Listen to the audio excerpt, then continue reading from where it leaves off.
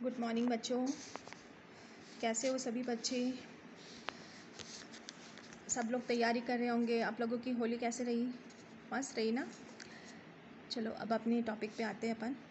मैंने आप लोगों के बहुत सारे इसमें वीडियो आप लोगों की सहायता के लिए, मदद के लिए डाले हैं। वैसे आप लोग पढ़ रहे होंगे, अभी तो याद करने का समय है, ठीक है? तो समझने का है। अब तो काफ़ी चीज़ आपको याद हो गई होगी, लेकिन एग्ज़ाम होता है तो बच्चों दोहराना पड़ता है, पढ़ना पड़ता है, ठीक है? इसी आगे की जो श्रृंखला में मैं लेसन 23 वस्त्रों की सिलाई, ठीक है, बहुत इम्पॉर्टेंट है। आप लोग जानते हैं कि वस्त्रों का प्राचीन से ही हमारा संबंध रहा है, ये पढ़ा भी है, ठीक है। इसका प्राचीन समय में हम किस प्रकार से यूज़ करते थे कपड़ों का, ठीक है। पहले पेड़ों की छाल का प्रयोग किया, पत्तों का प्रयोग किया, फिर धागे का थोड़ा मनुष्य का ज्ञान वृद्धि हुई तो धागे का प्रयोग हुआ। धागे से फिर वस्त्र का निर्माण हुआ, वस्त्र को लपेटने लगे। फिर उसके बाद जैसे जैसे फिर कटाई छटाई का काम आया, शरीर के आकार के अनुसार वस्त्र का सिलाना शुरू हो गया, ठीक है। तो उसी के है कि जैसे 1790 में अंग्रेज ने एक आविष्कार किया, और फिर उसके बाद सिंगर ने, जो कि सिलाई का एक विशेष वैज्ञानिक कह सकते हैं, जिसने उसका प्रयोग किया और अच्छा बनाया उसका। और भारत के अंदर 1935 के अंदर सिलाई मशीन का कारखाना, उषा सिलाई मशीन का कारखाना स्थापित हुआ। तो उसी के तहत हम इसको पढ़ रहे हैं, सिलाई के अंदर टाँके। और अभी वर्तमान के अंदर जो हमारे पास सिलाई मौजूद है, सिलाई मशीनें मौजूद है, उसके अंदर विभिन्न प्रकार के टाँके, कशीदे, बटन टांगना, रफू करना, पैबंद लगाना, कशीदा करना, ये सिलाई उसके अंदर अभी शामिल है। तो उसी को देख के हम, और जब इतना हमें पता होता है तो हमें सिलाई की मशीन के कल पुर्जों के बारे में भी पूरी जानकारी होना चाहिए। कारण क्या है कि हम उसको अच्छे से समझ सकते हैं, ताकि हम थोड़ी बहुत जो खराबी आ जाती है मशीन के अंदर तो हम उसको ठीक भी कर सकते हैं, ठीक है। तो आपके तो गृह विज्ञान है, तो उसमें तो आप लोगों को जानकारी होना विशेष ज़रूरी है, ठीक है। अब मैं पाठ शुरू करती हूँ। लेसन 23 वस्त्रों की सिलाई। प्राचीन समय में आदिमानव अपने शरीर को बाहरी तथा प्राकृतिक आपदाओं से बचाने के लिए ढकता था। तन ढकने के लिए पशुओं, खाल, वृक्ष की छाल, पत्ते आदि का प्रयोग करता था। ये सभी वस्तुएं तन ढकने, आपदाओं से बचाने हेतु उपयुक्त थी। परंतु जैसे जैसे संस्कृति और सभ्यता का विकास होता गया, मानव भी विकसित हो गया। सोच में, संस्कारों और सामाजिकरण में उसमें व्यवस्थित ढंग से वस्त्र पहनने की इच्छा जागृत हुई। वह पत्तों और घास को आपस में गुंथ कर शरीर के आकार के अनुसार वस्त्र बनाने का प्रयास करने लगा। धीरे धीरे मानव वस्त्र बनाना शुरू किया। रेशों को लेकर वस्त्र बनाने की प्रक्रिया मानव के हाथ में संपन्न करने लगा। बिना कांटे छाटे वस्त्रों का अपने शरीर को लपेटने लगा। जैसे जैसे समय बीतता गया, मनुष्य विकास करता गया। इसी विकास की कड़ी में वस्त्र को अपने शारीरिक संरचना, आकार अनुसार काट छाट करके अपने हाथों से ही सिलने लगा। कटाई छटाई जन्म हुआ। फिर मशीन का युग शुरू हुआ। सर्वप्रथम सिलाई मशीन का आविष्कार एक अंग्रेज द्वारा 1790 में किया गया, जिसका अनुसरण करते हुए एक फ्रांसीसी वैज्ञानिक ने 1830 में एक मशीन बनाई। यह मशीन सामान्य घरेलू उपयोग वस्तु न बन गई। इस क्षेत्र में सफलता सर्वप्रथम एलियास होती, ठीक है, एलियास होती ने बनाया सबसे पहले। इसके द्वारा निर्मित मशीन से प्राप्त हुई, और 1846 में उन्होंने तत्संबंध एक एकस्व अधिकार प्राप्त किया। सिलाई मशीन को ज़्यादा उन्नत बनाने के क्षेत्र में अनेक व्यक्तियों का योगदान रहा है। M.B. Wilson, Isaac merit singer का नाम उल्लेखनीय है। तो सिंगर के नाम से, जो कि पैरों से संबंधित, पैरों से चलने वाली मशीन का आविष्कार किया था सिंगर ने, ठीक है। पैरों से संबंधित सिलाई की आविष्कार किया। भारत में सर्वप्रथम 1935 में सिलाई मशीन का कारखाना स्थापित हुआ। 20वीं शताब्दी में सिलाई मशीन का उद्योग में अनगिनत नई तकनीकों का विकास हुआ। बाजार में कई कंपनियों की सिलाई मशीनें उपलब्ध है। कीमती से कीमती और सस्ती दरों पर भी मिलती है। वर्तमान समय में आधुनिक सिलाई मशीनें अनेक सुविधाओं परिपूर्ण हैं, जिसे सिलाई कढ़ाई करने के साथ साथ कांच बटन टांगना, रफू करना, खुली किनारे व बाइंडिंग करना, लेस लगाना आदि है। अब तो सिलाई मशीनें बिजली द्वारा संचालित होती है। यह अत्यधिक आधुनिक परिधान सिला जाता है। यहाँ पर मशीनें बिजली से संचालित होता है। समय और श्रम की बचत होती है, जिससे समय और आज घर घर सिलाई मशीनें आवश्यक रूप से मिल जाती है, जिसका उपयोग वस्त्रों की सिलाई व मरम्मत करने के लिए किया जाता है। अतः सिलाई मशीन के पुर्जों के बारे में सामान्य जानकारी हमें रखने की आवश्यकता होती है, जिससे कि मशीन के होने वाली छोटी छोटी खराबियों को हम स्वयं ठीक कर सकें। अब है सिलाई मशीन के विभिन्न पुर्जे। दबाव पद छड़, यह धातु की बनी होती है। इसके नीचे दबाव पद होता है।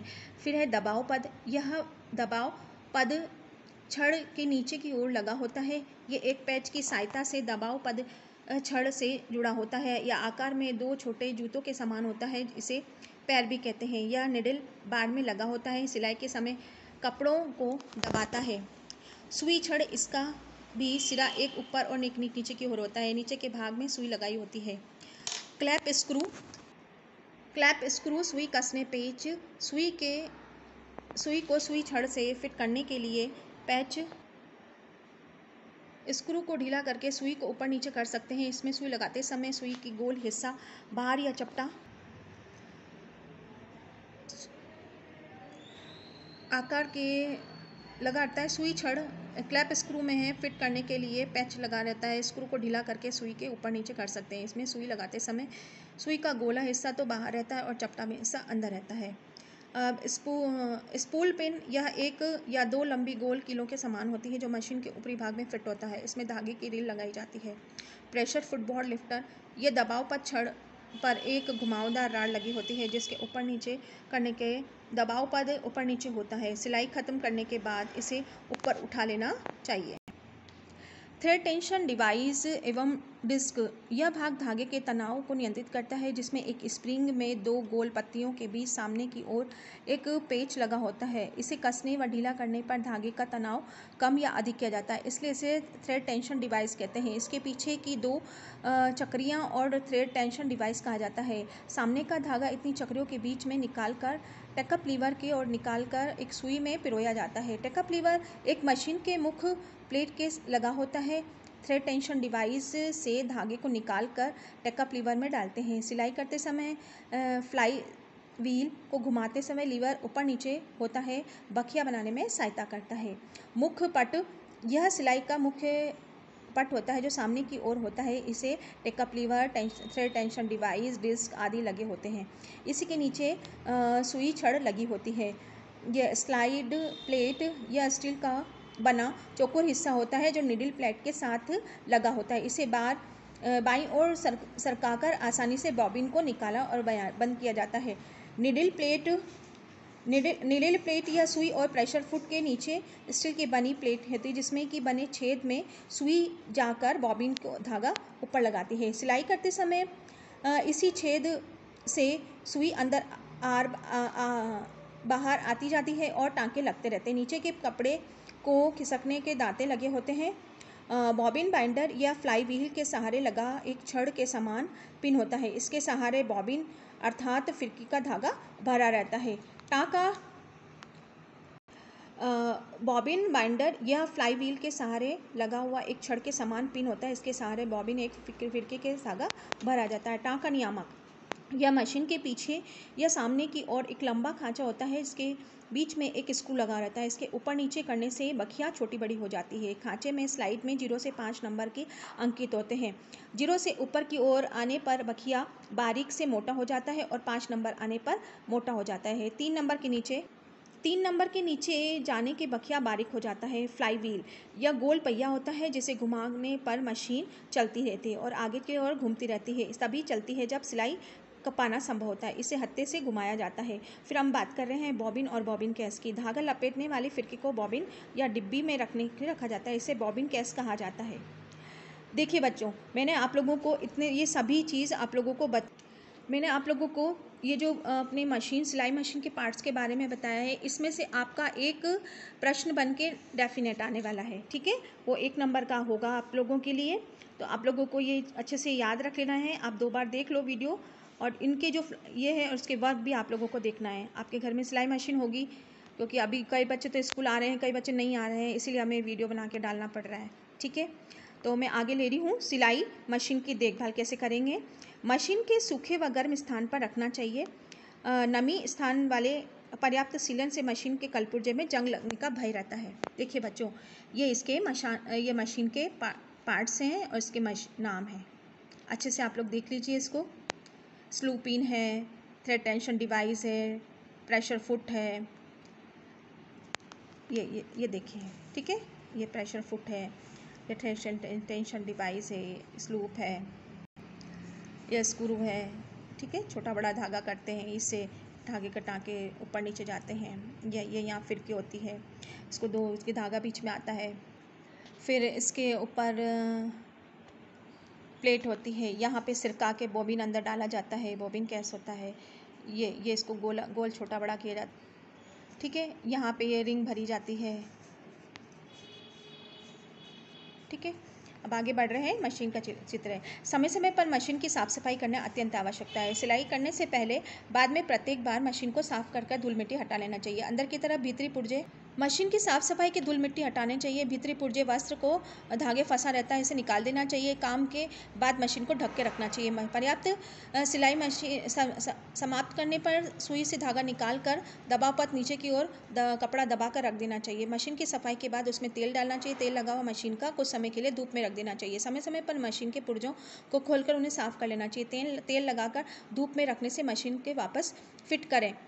मशीन में तेल और मशीन को निश्चित स्थानों पर छिद्रों पर डाल देना चाहिए। अनावश्यक तेल नहीं डालना चाहिए, कुछ बूंदें ही पर्याप्त होती है तेल की। मशीन के साथ गतिशील पुर्जों और जोड़ों के तेल लगा लेना चाहिए। तेल लगाने से मशीन के 1-2 मिनट तक लगातार चलाते रहना चाहिए। वस्त्रों को सिलने के लिए सिर्फ सिलाई मशीन की आवश्यकता नहीं होती, अपितु उत्तम सिलाई मशीन के लिए भी कुछ सहायक उपकरणों की भी आवश्यकता होती है। ये उपकरण उच्च गुणवत्ता वाले होने चाहिए। अब देखिए हम क्या करेंगे इसके लिए। नाप लेने के उपकरण। माप फीता होता है, सिलाई शुरू करने से पहले माप लिया जाता है। इसे सामान्य बोलचाल की भाषा में इंच टेप कहा जाता है। लचीले व मुलायम वस्त्र। इंच टेप लचीले मुलायम प्रकृति को शारीरिक बनावट के अनुसार मुड़ने की क्षमता होती है। इसमें कि 1 से 60 इंच तक के पूर्ण दृश्य पीतल की